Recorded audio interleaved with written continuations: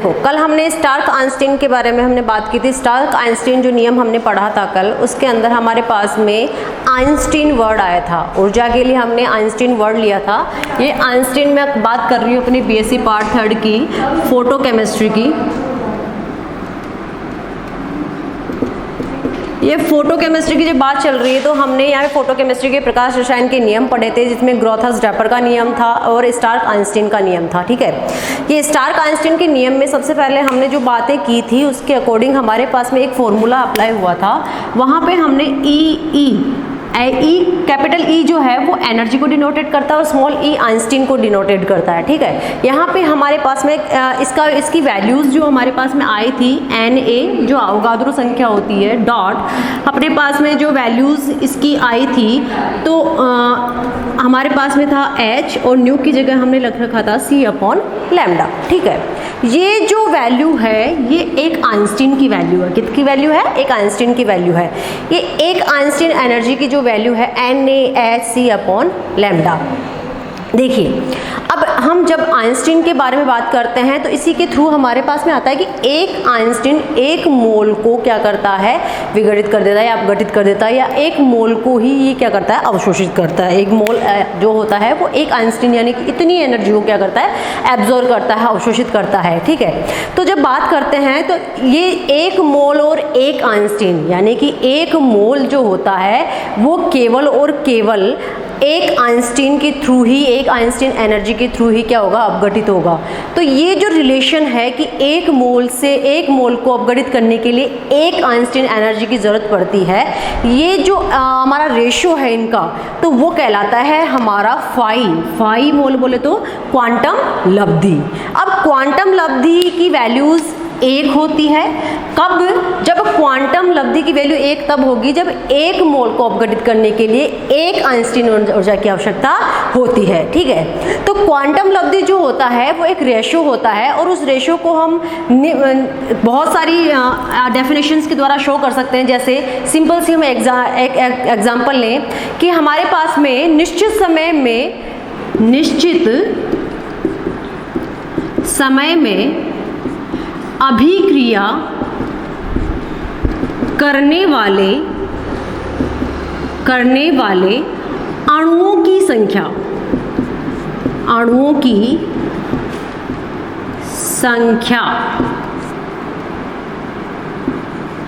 ठीक है, निश्चित समय में अभिक्रिया करने वाले अणुओं की संख्या ले ली तो हमारे पास में उसी समय मतलब जब रिएक्शन हुई है उसी समय में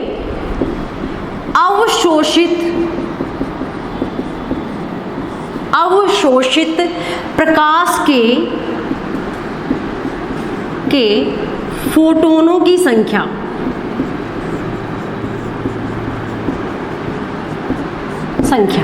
ये एक रेशो हो गया कि हमने जब निश्चित समय में अभिक्रिया करने वाले अणु जो हमारे पास है उनकी संख्या कितनी है और उसी समय में अवशोषित होने वाले फोटोनों की संख्या कितनी है। इन दोनों के रेशो को क्या बोला जाता है? Quantum लब्धि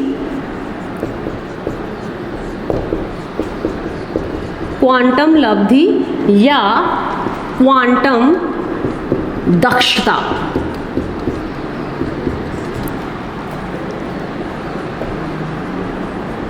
quantum efficiency and quantum yield, English में इसको बोला जाता है। ठीक है, क्वांटम लब्धि और क्वांटम दक्षता होता है, उसको हम किससे डिनोटेट कर रहे हैं? फाई से। और हमने इसकी पहली डेफिनेशन क्या दी कि निश्चित समय में अभिक्रिया करने वाले अणुओं की संख्या उसी समय में अवशोषित प्रकाश के फोटोनों की संख्या का जो रेशो होता है वो क्या कहलाता है? हमारा क्वांटम लब्धि कहलाता है। दूसरा, हमारे पास में आइंस्टीन वाला रिलेशन आया था। तो देखिए, आइंस्टीन जो होता है, आइंस्टीन वाला जो रिलेशन होता है वो मोलों पे ऊपर डिपेंड करता है। ये किस पे डिपेंड कर रहा है? मॉलिक्यूल के ऊपर। और आइंस्टीन वाला किस पे करेगा? मोल्स के ऊपर। ठीक है, तो हम इसके लिए कौन सी आइंस्टीन से रिलेटेड कौन सी कर सकते हैं कि निश्चित समय में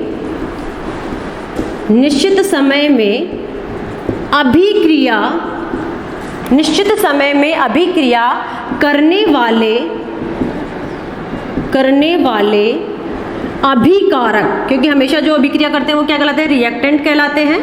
तो अभिक्रिया करने वाले अभिकारकों के मोलों की संख्या, देखिए यहाँ पे लिया है हमने अणु, यहाँ पे क्या ले रहे हैं हम, मोलों की संख्या अपॉन, यहाँ पे क्या आ जाएगा, उसी समय में अवशोषित प्रकाश के फोटोनों की जगह क्या आ जाएगा, आइंस्टीनों की संख्या। एज इट इज, उसी समय में अवशोषित अणु प्रकाश के आइंस्टीनों की संख्या। ये हमारी दूसरा इसकी डेफिनेशन आ गई क्वांटम लब्धि की।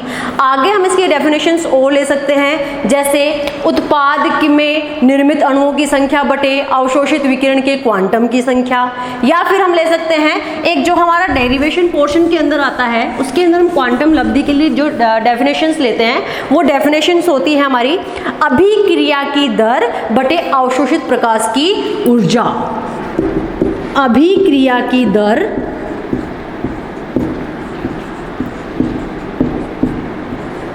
बटे अवशोषित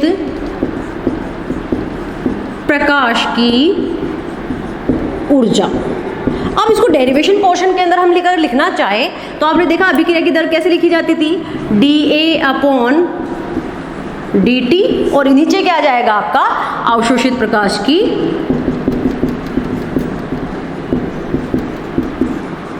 ऊर्जा। ठीक है, ये हमारा फाई यानी कि क्वांटम लब्धि की वैल्यूज हो गई। देखो, प्रकाश रासायनिक जो अभिक्रियाएं होती है उनमें क्वांटम लब्धि होती है, वो क्या होती है, प्रकाश रासायनिक अभिक्रिया में क्वांटम लब्धि, अगर एक मोल को अपघटित करने के लिए अगर एक आइंस्टीन की जरूरत होती है तब तो फाई बराबर 1 होता है, लेकिन जो इसकी वैल्यूज होती है वो 0 से लेकर 10 की पावर 6 तक होती है। मोस्ट इंपॉर्टेंट, जैसे हमारे पास में कोई एग्जांपल है H2Cl2, हाइड्रोजन और क्लोरीन है, इनके मध्य में फाई की वैल्यू कितनी होती है, 4H2 एंड Cl2, इनके लिए होती है 10⁶ क्वांटम लब्धि होती है। अब देखो, क्वांटम लब्धि को निर्धारित करने के लिए हमारे पास में बहुत सारे प्रायोगिक सत्यापन आते हैं। सबसे पहले अगर हम प्रायोगिक सत्यापन की बात करें तो हमारे प्रायोगिक सत्यापन के अंदर, क्वांटम लब्धि के प्रायोगिक सत्यापन के अंदर हमारे पास में एक इंस्ट्रूमेंट होता है। ठीक है, अब उस इंस्ट्रूमेंट, हम इस इंस्ट्रूमेंट की बात करें, प्रायोगिक सत्यापन जब हम करेंगे इसका क्वांटम लब्धि का, देखो क्वांटम लब्धि का प्रायोगिक सत्यापन। ठीक है, ये प्रायोगिक सत्यापन का मतलब क्या होता है कि हमें इसको एक्सपेरिमेंट के थ्रू हम कैसे कर सकते हैं, लैब के अंदर जब हम इसके ऊपर काम करते हैं तो हमारे पास में कैसे काम होता है। देखो, सबसे पहले हमारे पास में एक सेल होती है। ठीक है, एक रफली डायग्राम बना रही हूँ मैं। सबसे पहले हमारे पास में एक सेल होती है, उस सेल को हमने कर दिया, लिख दिया, ठीक है, इसको हमने C, सेल को हमने किससे डिनोटेड कर दिया, C से। ठीक है, अब यहाँ पे हमने एक चैम्बर बना दिया। ठीक, अब ये जो चैम्बर बना हुआ है, इस चैम्बर के अंदर हमने क्या किया, यहाँ से हमने क्या हुआ, एक मोनोक्रोमेटर लगाया, एक स्लिट लगाया। यहाँ पे तो हमने लगा दिया स्लिट, जिसको हमने S से डिनोटेड कर दिया। यहाँ पे हमने लगा दिया एक मोनोक्रोमेटर, जिसको M से डिनोटेड कर दिया। अब जब मोनोक्रोमेटर लगाया है, वो मोनोक्रोमेटर से पहले हमने क्या लगाया है, एक लेंस लगाया है। लेंस लगाया है, अब लेंस को हम B से डिनोटेड कर सकते हैं। अब ये जो हमारी चीज आ रही है, ये हमारे पास में क्या है, A क्या हमारा होता है, प्रकाश स्रोत होता है। अब जब हम बात कर रहे हैं यहाँ पे, तो हमारे पास में ये जो सारी चीजें होती हैं वो एक रिकॉर्ड होने के लिए हमारे पास में क्या होता है, संसूचक होता है, जिसको डिकोडर बोला जाता है। ठीक है, तो हमारे पास में कौन कौन सी चीजें हो गई, ए हमारा क्या होता है, प्रकाश स्रोत, बी हमारा क्या होता है, लेंस होता है, एम हमारा मोनोक्रोमेटर, एस हमारा स्लिट होता है, सी हमारा अभिक्रिया सेल होता है, और डी हमारा संसूचक या डिकोडर जिसको हम बोला जाता है। देखो प्रकाश स्रोत होता है, इस प्रकाश स्रोत के लिए हम क्या क्या काम में ले सकते हैं। देखो सूर्य की रोशनी, सनलाइट जिसको बोला जाता है, Hg वाष्प जिसको बोलते हो ना मरकरी की वाष्प, वो बोला जा सकता है, टंगस्टन लैंप,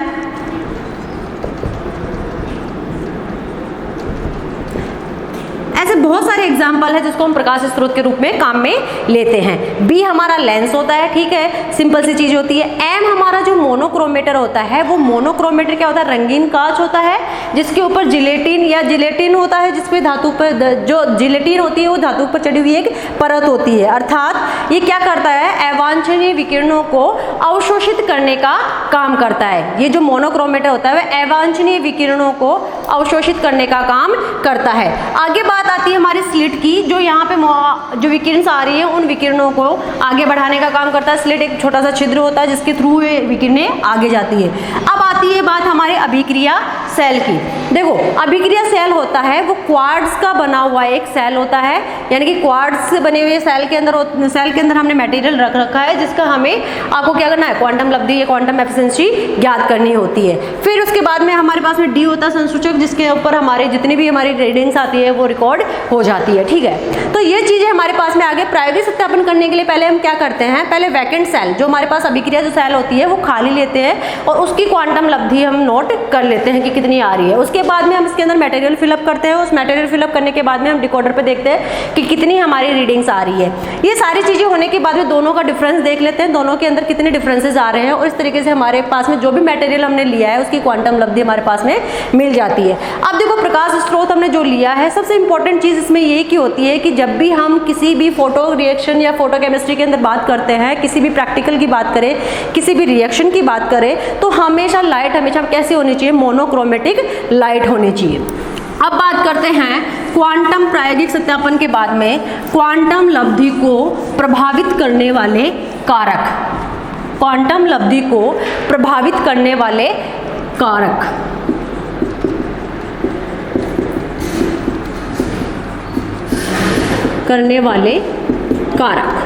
देखो आपके बीएससी थर्ड ईयर के स्टैंडर्ड में हमारे पास में 4 इंपॉर्टेंट कारक ऐसे होते हैं जो क्वांटम लब्धि को इफेक्ट करते हैं। पहला होता है ताप, कि ताप से कैसे इफेक्ट होता है।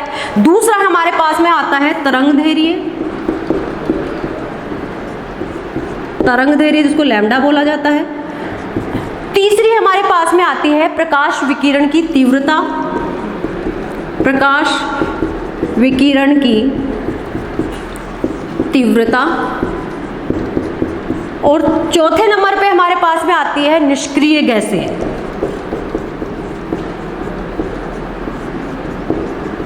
देखिए सबसे पहले बात करते हैं हम ताप की। देखो मैंने आपको क्या बताया था कि एक मोल को अपघटित करने के लिए 1 आइंस्टीन एनर्जी की जरूरत पड़ती है, यानी कि वहां पे रेशियो क्या हो गया, अगर 1 मोल है तो 1 आइंस्टीन एनर्जी, 2 मोल है तो 2 आइंस्टीन एनर्जी। ये एक स्टैंडर्ड और आइडियल कंपोजिशन होता है क्वांटम लब्धि के लिए, ठीक है। लेकिन हमारे पास में अगर हम टेम्परेचर को बढ़ा दें या घटा दें तो क्या फर्क पड़ता है। देखो टेम्परेचर अगर हम बढ़ाएंगे तो क्वांटम लब्धि जो होती है उसका मान थोड़ा सा बढ़ जाता है।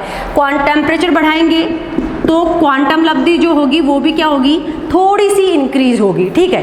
अब दूसरी बात करते हैं तरंग धैर्य की। तो तरंग धैर्य का हमने पास में जो रिलेशन आया था वो क्या आया था, E इनवर्सली प्रोपोर्शनल टू क्या होता है, वेवलेंथ, यानी कि एनर्जी जो होती है, ऊर्जा जो होती है वेवलेंथ की क्या होती है, अपोजिट होती है। यानी कि आप अगर तरंग धैर्य बढ़ाओगे या तरंग धैर्य घटाओगे तो इसका उल्टा प्रभाव किस पे पड़ेगा, ऊर्जा या आइंस्टीन ऊर्जा या आपकी क्वांटम लब्धि के ऊपर पड़ेगा, ठीक है। तो अगर आप तरंग धैर्य बढ़ाते हो तो ऊर्जा का मान कम हो जाता है और तरंग धैर्य घटाते हो तो ऊर्जा का मान बढ़ जाता है। इसका अपोजिट या रिवर्स में इफेक्ट पड़ता है। तीसरी बात आती है प्रकाश विकिरण की तीव्रता।